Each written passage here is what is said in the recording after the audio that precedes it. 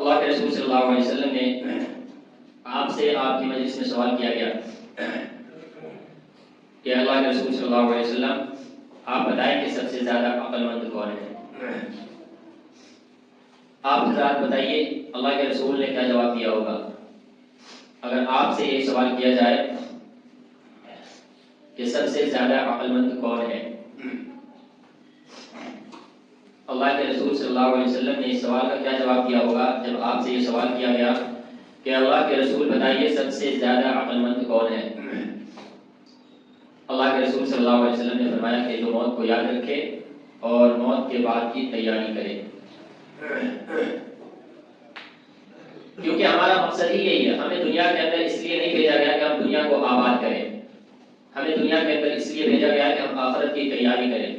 تو جو آدمی اپنے مقصد کو یاد رکھے ہوا ہے، جو حقیقت کو تسلیم کرتا ہے کہ دنیا ہمیشہ ہمیش کی جگہ نہیں ہے، ہمیں ایک دن یہ دنیا چھوڑ کر جانا ہے اور آخرت کی منزل میں پہنچنا ہے۔